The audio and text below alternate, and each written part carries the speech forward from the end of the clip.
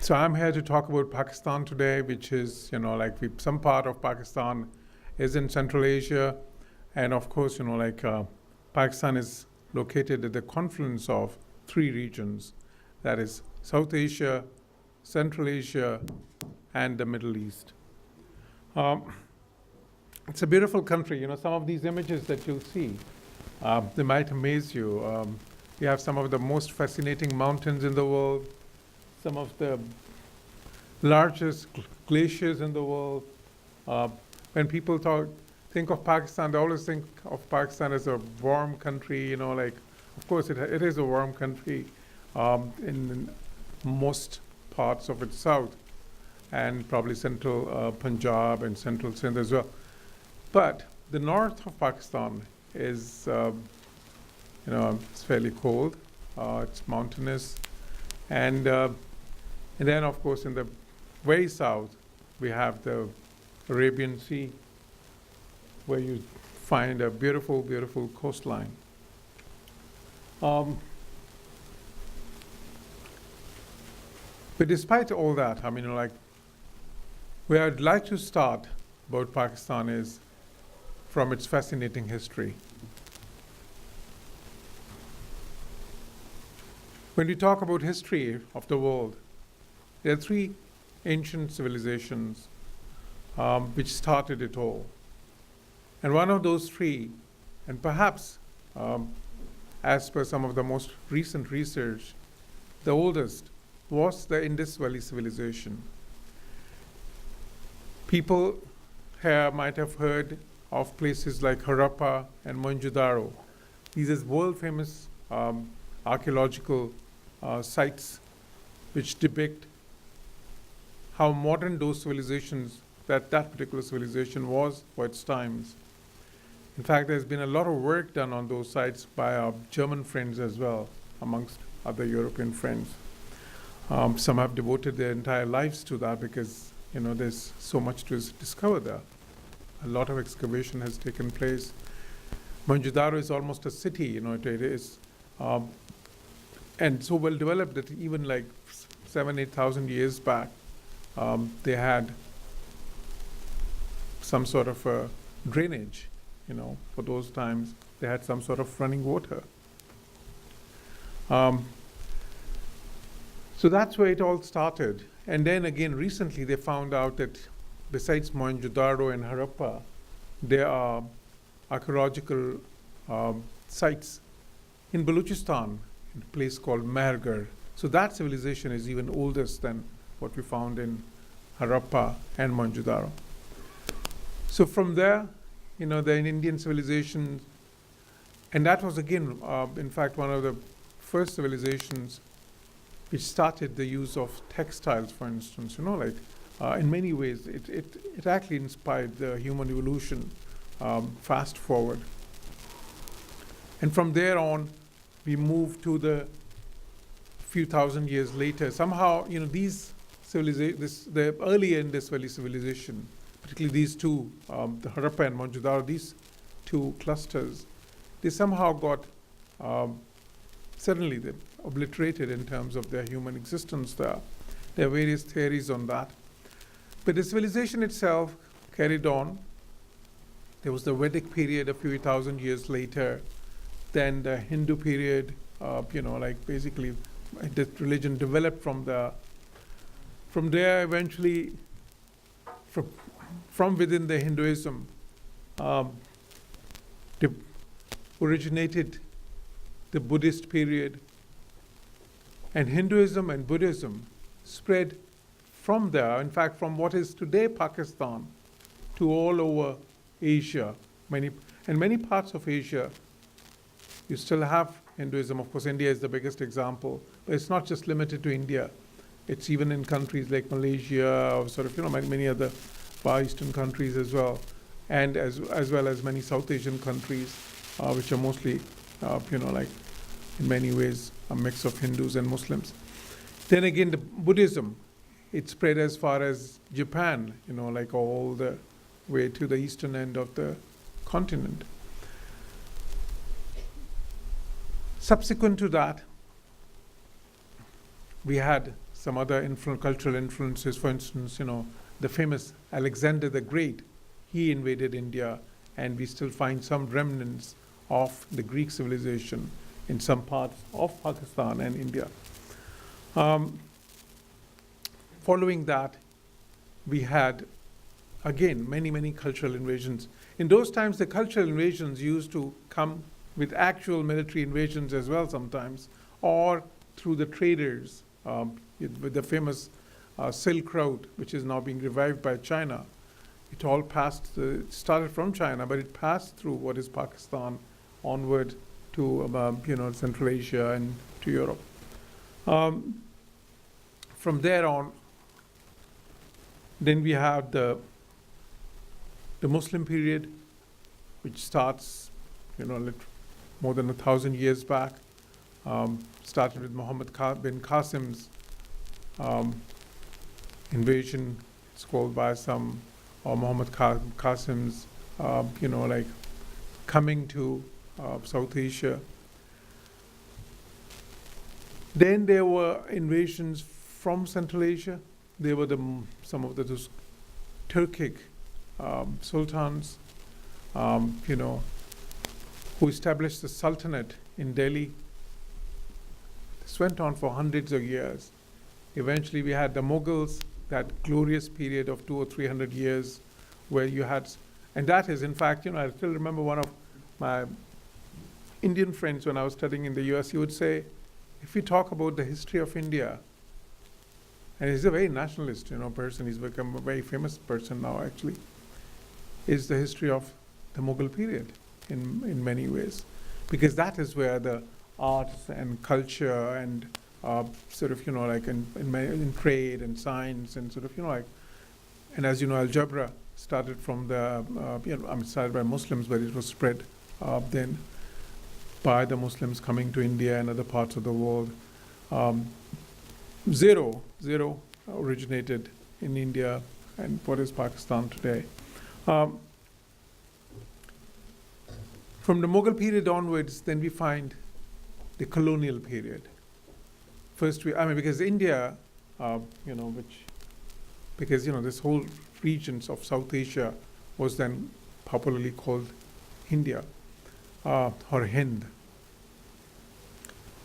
So in that region, which was one of the richest regions in the world, in fact, some of you who are into economics would probably know that there was a study, a kind of retrospective study of the world, which discovered that for the last 2,000 years, there were two big economies in the world for 95% of this time, or 90% of this time, and that was India and China. But then when starting from the late 18th century, then Britain became, first Spain, and then Britain became the British Empire, the biggest economies of the world, and China and India, they diminished in their importance as economic power. In any case, they were colonized or semi-colonized. From that period onwards, of course, there were the 200 years or 150 years of British period. And we in Pakistan have some very beautiful buildings from that colonial era. That colonial era left its marks as well. Some very kind of well-known universities in Pakistan were set up, like Punjab University, for instance. It was one of the oldest in South Asia. In South Asia, was set up in that period. And then in 1947, South Asia, or what was the British India, got its independence, and then it was divided in two countries. And from there starts the the modern history of Pakistan, so to speak. And from there on, of course, that wondrous journey of cultural evolution and arts and music and fascinating tradition, that has there was a bit of a divergence. See, because there was a lot of commonalities in terms of many of these cultural traditions amongst what is today India, Pakistan, and Bangladesh.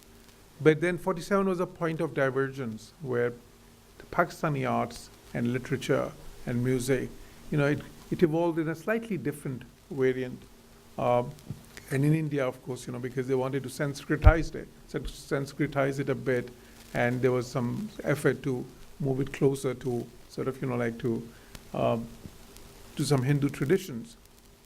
So it moved the two traditions moved a little further apart. But even today, Pakistani music has some fascinating facets. For instance, Qawwali. Qawwali is something which was sort of, a genre of music which was started 500 or 600 years ago by the, famous Amir Khusro. And it has evolved in a fascinating tradition, which even, by the way, has a lot of fans in Germany as well. Your foreign secretary, the state secretary here, is a great ardent fan of Qawwali. We've had many Qawwalis functions here. Similarly, Ghazal is another tradition of music, a beautiful tradition of music, which has blossomed so much in Pakistan. That even in India, it was very interesting. At one point in India, some of the most famous singers would say, like for example, I think some of you might have heard of Lata Mangeshkar, a world famous singer. She used to say that the world listens to my music. I mean, in terms of course, the Indian, Pakistani diaspora all over the world, and of course, India itself is a huge country in South Asia. But I listen to Pakistani ghazals. I listen to Mehdi Hasan, for example, a great ghazal singer. Similarly, many other ghazal singers from Pakistan are famous in not just South Asia, but all over the world in many ways. Then if we talk of arts, painting, for instance. So there were the very famous Sadkain and Chughtai, who used to excel in Mughal miniatures. If we talk about sports, then again, cricket is something which is common between, India and Pakistan. And both the countries have excelled in it, like winning various World Cups as well. Then if we talk about sort of, literature, Pakistan and India both produced fascinating literature. In fact, it's almost become a new genre. Literature in English as well. I think in the last year's Berlin Literary Festival, there were 3 or 4 authors from Pakistan who were invited, amongst all those sort of globally acclaimed authors, and this year as well. So whatever we sort of talk about, fashion, for instance, there's such a vibrant scene of fashion in Pakistan. I always, tell my German friends, and they're surprised sometimes, that there are more fashion shows and fashion weeks in Pakistan than perhaps you have in Germany. So all that sort of, the cultural and historical milieu is there. Because tourism is not something which is just about some buildings or some sort of, some natural sceneries or landscapes. Tourism is about culture, arts, cuisine. And again, if you talk about Pakistani cuisine, it's world famous. In fact, in many countries, although it's called Indian cuisine outside Pakistan, because South Asian, Indian Pakistani cuisines are similar as well.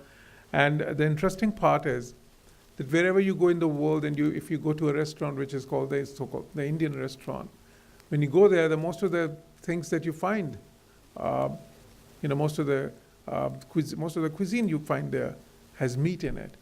But that's not really typical Hindu tradition, because Hindus are primarily vegetarians, although some have now kind of evolved a bit, but Hinduism is, it's about vegetarianism as well. So I think from the perspective of tourism, let's see now. There was a time, and I remember when I was growing up, I was a child of 6, 7, or 8, or 10. I used to see in Pakistan, in cities like Lahore, that's my hometown, like thousands and thousands of tourists from all over the world, particularly European and American tourists. And most of them, a lot of them were hippies those are the times of the hippie trail. The hippie trail was all about Afghanistan and then to Pakistan and India and sort of, Nepal, all these countries. Pakistan was a big part of the hippie trail. But unfortunately, ever since we had the Afghan war, the Russian invasion of Afghanistan in 1979, following that, the whole region has been so tumultuous. And unfortunately, while the war ended, first in 1989, the Russians went back. But then the civil war continued, and and then of course there was 9/11, and then the Americans came in, and still, even to this day, that has continued. And that created a lot of terrorism as well in the region. And Pakistan was a big victim of terrorism for many, many years. And that diminished some of that tourism, which we had in the 50s and the 60s and the 70s. But I think in more recent times, now that terrorism has subsided in Pakistan, we have contained it, at the cost of thousands of lives. We've had some of the most challenging military operations against the terrorists, and very successful ones at that. Now is the time. Look at this truck here. It's very interesting. If, Pakistan is probably the only country in the world where all these trucks that you see, they're full of artwork. In fact, a new genre of art has been inspired from that, called the truck art, which you see now everywhere in the world. In fact, even if you visit the Pakistan embassy here, we have some truck art paints there. That shows. And by the way, this truck art started in the northern region of Pakistan. That's where people thought people are very very martial, where you have those some of those, we had some of those radicals as well, and some of those, even the Taliban that we were pitted against, come from that region. But those people, although on the one hand they are considered very jingoistic, or at least very, very much like the cowboys of the of the bygone era of the Wild West, but they also have this very, very intense artistic sensibility, which manifests itself in things like truck art, or even in their in the dress, the traditional couture, and the cuisine as well, very, very rich cuisine. Now, what you've been seeing here, probably we've seen a lot of mountains and valleys and that is the north of Pakistan. And as you can see, some of these mountains are very high. In fact, we have 8 of the top 20 mountains in the world. K2, the second tallest in the world, and then of course the 5th tallest, 6th tallest, like Nanga Parbat and Rakaposhi, and That is the very famous Khyber Pass that you saw. In Khyber Pass, the one before that, why it's a world famous thing. A lot of international global icons, or global leaders, when they visit Pakistan, they want to visit Khyber Pass. Why? Because in the ancient times, all the invaders whoever wanted to invade India, and India was very, very lucrative, like in those times, because it was one of the richest countries of the world. They had to basically come through the Khyber Pass. That was the gateway to the South, what is South Asia today, and what was called subcontinent, or India. But at the same time, this is Karachi, of course, in the south. We don't just have mountains. We have some beautiful, fascinating cities as well, like my city, Lahore. It has such rich history, like from the Mughal period, from the the Sultan's period, even before that, some even a lot of faith tourism is possible there, because you have some of the Buddhist ruins as well, some of the Hindu period architecture there as well. In Karachi, which is not as old as Lahore, you find a lot of buildings from the colonial times, like during the British times. Then again, it's very fascinating that on the north you have all these beautiful mountains and valleys, and and some of them are just absolutely gorgeous, probably because of their sheer the sheer heights that you see. They're majestic. That's the term used by a lot of foreign tourists who go there. Because let me draw a comparison here. The highest peak in Europe is Mont Blanc, and the height of that highest peak in Europe is almost the height of a road that we have, a road between, which basically passes, it's from China to Pakistan and then onwards. And K2 and all those very high peaks that we have in Pakistan, they're literally thousands of meters higher than the peaks that you have here. Similarly, I've been to those regions. When you go there, you're just astounded by the, by the contrast that you find there. By the, the majestic mountains, the very deep valleys, and everything's, it seems that, like in Europe, for instance, you go to Switzerland, which is very beautiful.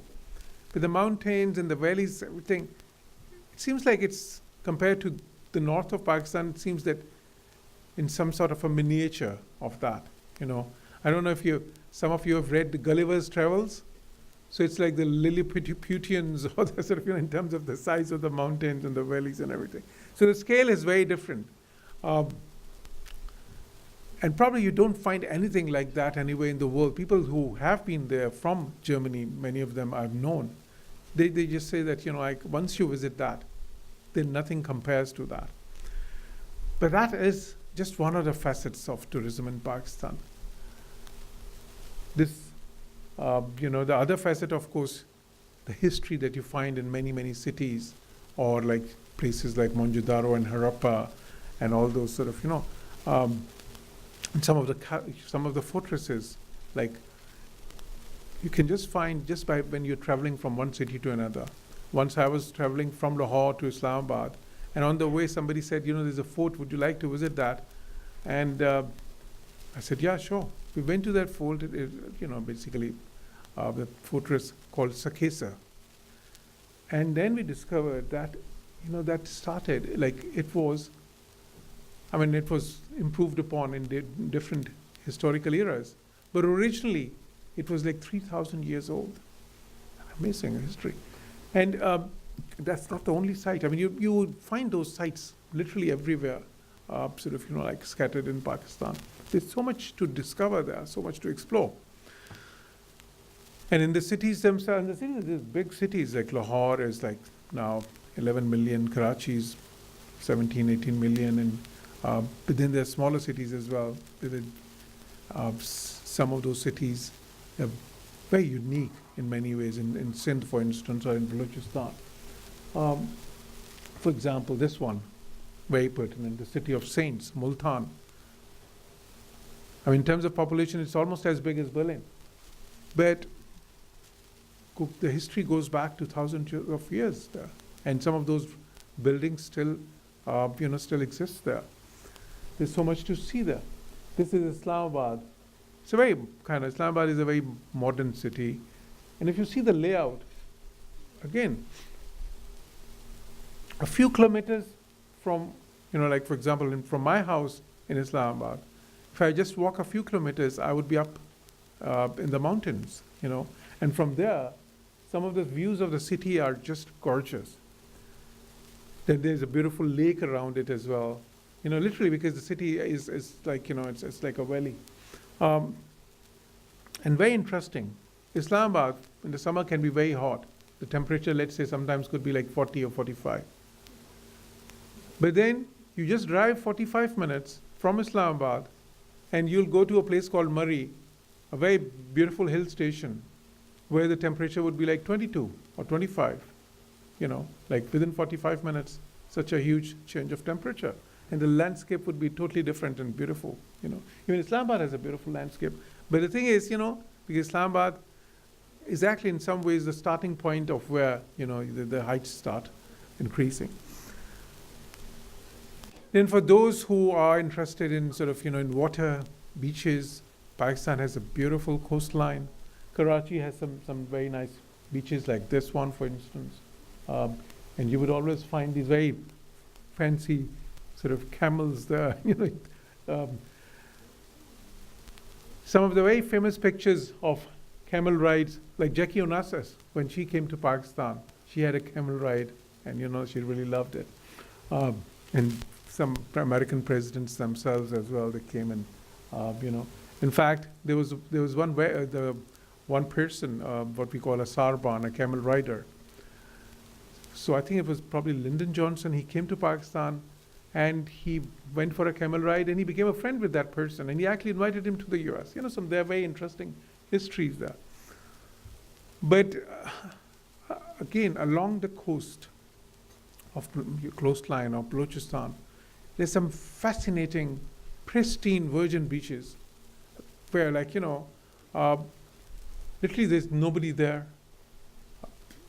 The water is just literally, it's like a lagoon. And the sea life is just amazing. I mean, we still have to develop some of those, but with this development of this port of Gowada, that has started happening.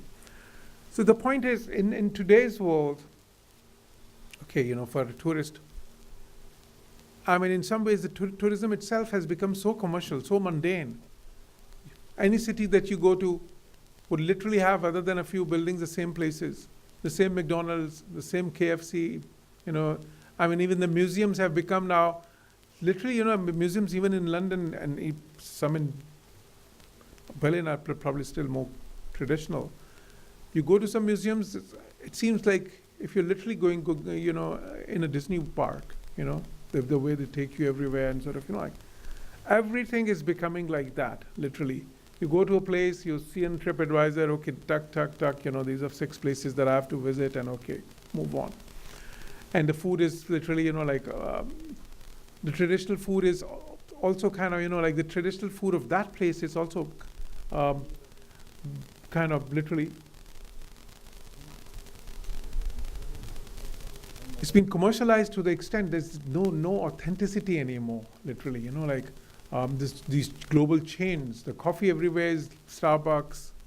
Even in Italy now, I hear that Starbucks is going to open up stores there. So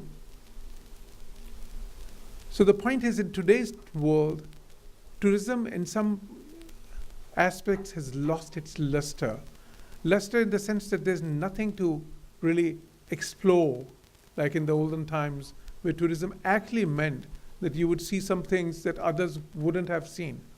Now, you go to places, most of the sort of, the hot tourist places, and they're literally like, they're just like Disney parks. You have to do this and sort of, there's 10 places, and there is open roof buses who would sort of, like give you a guided tour and everything. Okay, it's nice. But for the genuine tourist, somebody who's really interested in exploring something fascinating, something real, something which is original, authentic, Pakistan is an amazing place. And that is why we call it the best kept tourist secret in the world. And I have no doubt in my mind, there was a time that, there were places like Spain and France and all those sort of, and then suddenly people discovered, because, after this fall of Cold War, fall of the Berlin War and end of Cold War, that there's this place called Croatia, which not many people in the Western Europe or the, North America had seen. And they suddenly discovered this beautiful country.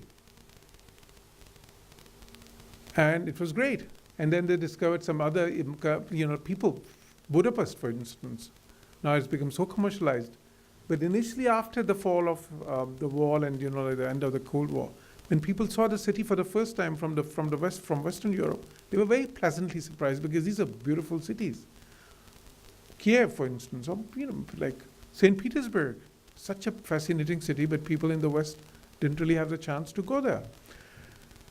But now what has happened is more and more of those cities have sort of, or the countries have been sort of,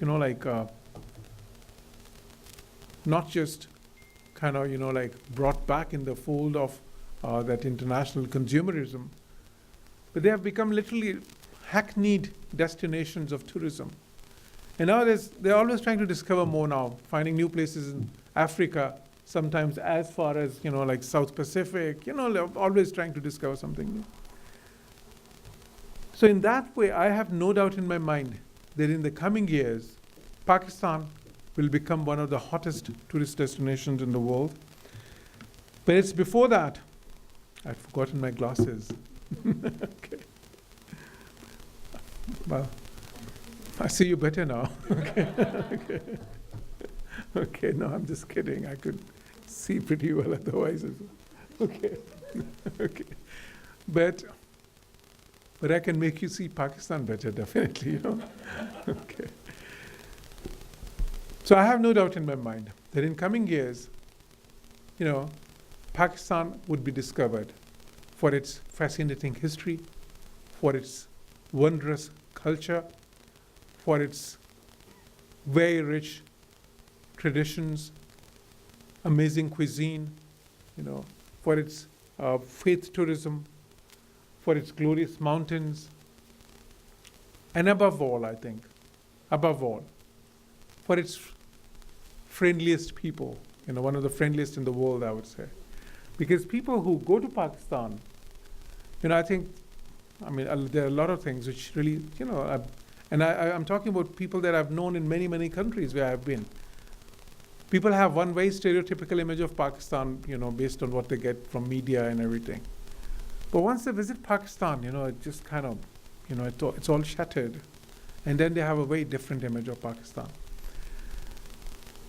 But when you ask them what is the thing that you most liked about Pakistan or which really surprised you the most, many would say the people,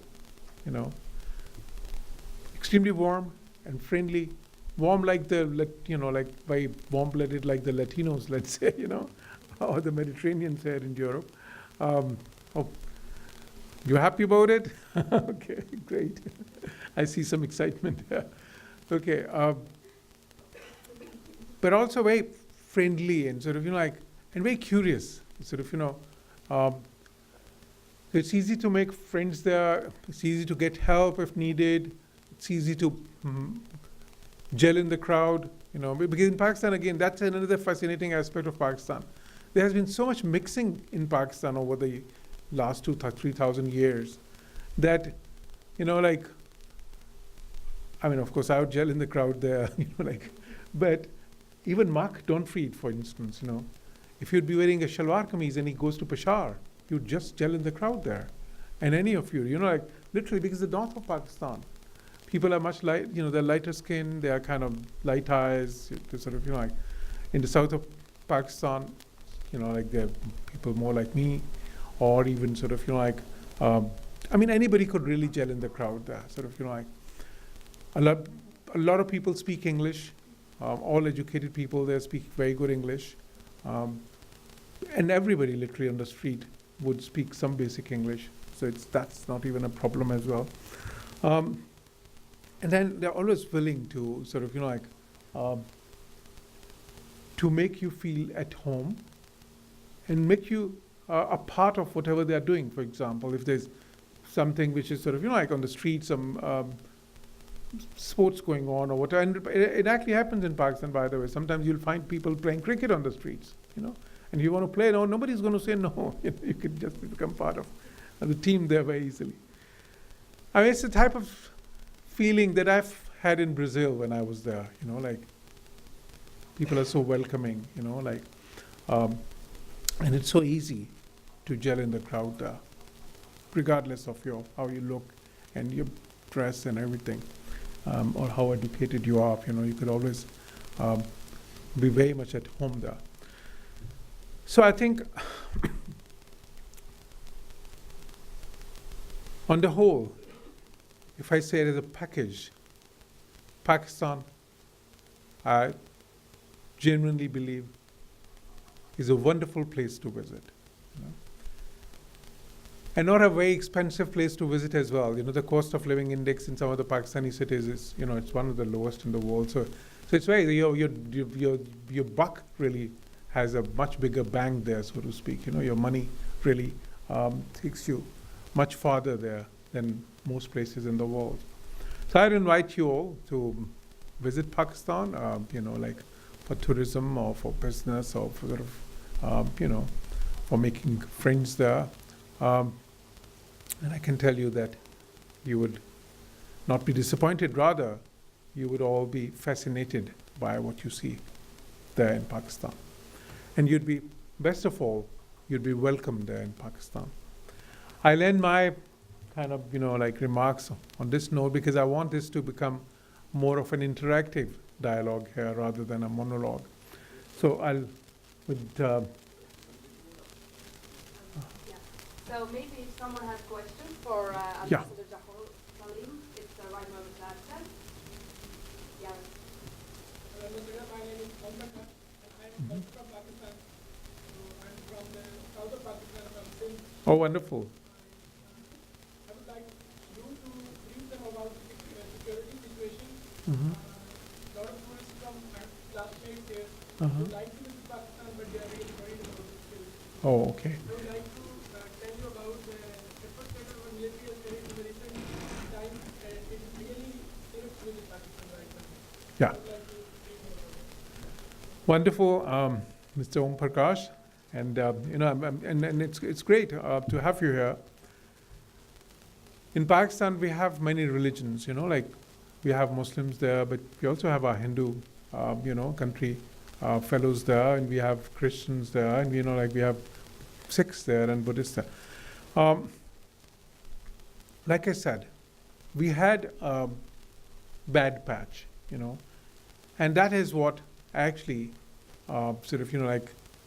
diminished the flow of tourism to Pakistan starting from the late 70s, like I said, because of the Russian invasion of Afghanistan and the ensuing violence in our region. But in the last few years, like in Pakistan, we have been able to cleanse the country of the terrorists. I mean, that doesn't mean that it can't be 0% because it's not 0% anywhere in the world. As we all know, there was a terrorist attack in Berlin. There was in Paris. They were in Brussels. They were in the U.S. Everywhere in Europe. Like in Manchester, in London. It could happen anywhere. One-off incident, of course, because unfortunately we are in the era of global terrorism. But having said that, in Pakistani cities, for many years now, especially if you talk about very recent years, they're very safe. The big cities, even anywhere in Pakistan, we have seen a meteoric rise in tourism. In Pakistan now, literally, I would say about 500% rise in tourism in the last few years. And touch wood, there have been no incidents against the tourists in Pakistan. These cities are very secure. Most places, 95% of the places in Pakistan are most secure. Close to the border with Afghanistan, there were some problems. Maybe there's still some remnants. But nobody goes there for tourism, because that is on the border with Afghanistan. I mean, unless you want to be, somebody wants to join the Taliban, I wouldn't advise them to go there on a lighter note. So Pakistan is very secure as probably any other country in the world today.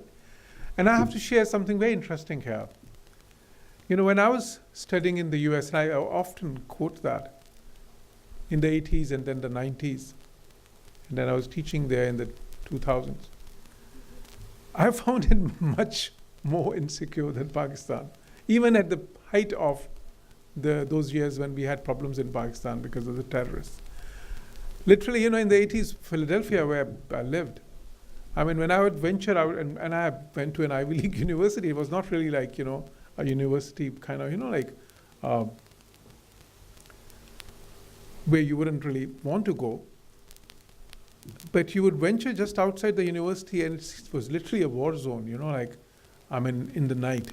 War zone in the sense that there would be literally even the beggars there, the way they would ask you money would really frighten you, seriously. I mean, and there would be always muggings there and everything. It was so insecure that Philadelphia and Washington had the highest homicide rates in the world in those years. We had a McDonald's close to where I lived, and I used to live in the university dorms. And every second weekend there used to be a murder there, or somebody, some firing there or something, so bad. Now my point here is, in Washington, there were parts of Washington you couldn't even go now. It has all changed. America has become much, much safer now, and I'm very happy, because, a lot of my extended family lives in the US, they are US citizens. But the point is that you see, it's all about perceptions. I mean, I can tell you that there's still, in my view, there's more street crime in Berlin than in Lahore, or in Frankfurt than in Lahore, even now. You're probably more secure in Lahore today, than you have in Frankfurt, because I've seen many more sort of, and okay, Germany has a problem. I recently think there was in the newspapers that German government has decided to have a crackdown against these criminals, these petty criminals, and the article said that many of them come from East Europe. They have mafias here. They operate in everything. They make money, and then if there's police, whenever police tries to get involved, they just disappear from the country because it's open borders. London, as you know, so much stabbings going on there. There's a problem. I have family living there as well, and a lot of those cities. But when tourists go from one city to another, even Paris, for instance, or New York, how dangerous some parts of New York are. And it's much, much better, by the way. The New York that I've seen in the early 80s, you can't even imagine. Literally there were places like Harlem and Bronx, and Queens, Astoria, where in the evening, in the night, you couldn't even dare to go there, literally. But even then, they had all those the tourism, the students from all over the world came there and everything. Because humans have, humans are very adaptable. But what I've seen is that for countries like Pakistan and even perhaps to a lesser degree India and other countries as well, the challenge is of perceptions created by the international media. I mean, some people, if they have to visit Pakistan, they ask, is it safe? And I tell them it's as safe as here, basically. And that is the fact, for tourists. We did not have any incidents relating to tourists, in the last many years, in terms of any, you see. So the thing is that, on the other hand, as we all know, you go to Brazil, it's such a fascinating country. But there are parts of Sao Paulo and parts of Rio de Janeiro, which is such a wonderful city, by the way, that you have to be extremely careful, or there will be some incident. So the thing is but it's very important to have this context, because no place in the world is absolutely secure, But I think Pakistan is as secure as most places in Europe now, presently. And there's one more question, yes? Yes. My name is Murtaza, and I'm from Afghanistan. I also live in a province which is really close to the Peshawar city in Indus province. Since you mentioned there are Mari and Kalam, these places of Pakistan, they're really nice places, and I've been there for many times, and even I lived in Pakistan for a couple of years. So I'm studying here my master's, and I have Indian friends. Always I'm influencing them. Do you have some Pakistani friends as well? Yeah, sure. Okay. The Indian and Pakistan, but the questions come to related to the Indian, because my Indian friends and colleagues, they are here and studying, and I influence them many times to come. Let's go to Mari, Kalam, and Natya Gali, which is really nice places to visit for the tourists.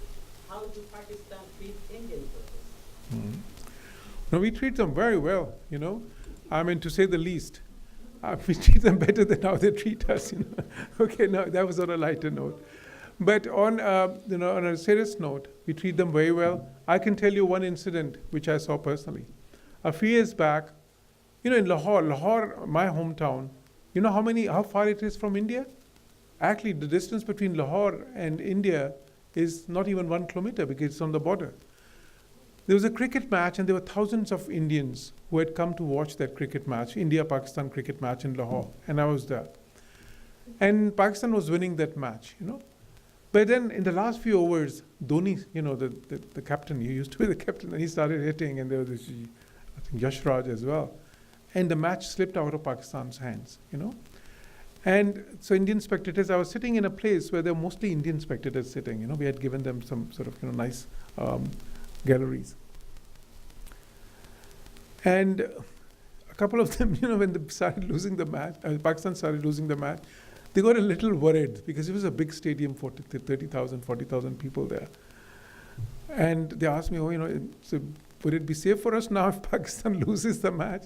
Because they remembered that in one World Cup which was held in India, when India was losing a match, you know, the crowd just went totally, you know, like, you know, they started putting fires and everything, you know, like there was a lot of disturbance. I said, don't worry. And you know, surprise, surprise, what happened? As in the last 10 overs, when India was winning, all the Pakistanis started cheering the Indian team. And they were so surprised. And then they told me that we have been to some of the markets in Lahore, and people don't charge us money for small things. They say, no, you're a guest from India, you know. I used to see this goodwill in India as well. Many, many years back, I traveled to India, you know. My family they came from Amritsar before partition. So we have, you know, roots there as well. But now, when Pakistanis go to India, there's less of that goodwill for certain reasons. But in Pakistan, it's still there. You know, seriously, they would be amazed. In fact, you know, when Imran Khan, the new prime minister, he got inaugurated, the Indian cricket star Sidhu came to Pakistan. And then he's a Sikh, when he went back, he had so much praise for the way he was treated and everything. And before that, Indian movie stars, whenever they come to Pakistan as well, and still a lot of Indians visit Pakistan, by the way. So not only they'd be very safe, they would be very welcome there, you know, like, you know, and you know, they'll be pleasantly surprised to see how sort of, you know, the feelings of goodwill there. Because see, the relations between the two countries, you know, there are the fluctuations and everything. But the problem, you know, like, it's not really, these are political issues. It's not really, the people are not really enemies or anything. When I was studying in the US, I had some very close Indian friends. Still, Indians and Pakistanis, as you know, in Dubai and many other places, they get along well. And that's the way it should be.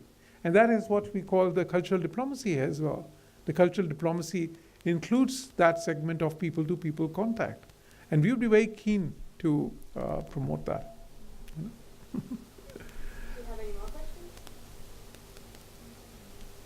I guess not. So thank you a lot for your speech. Oh, thank you again. It was wonderful.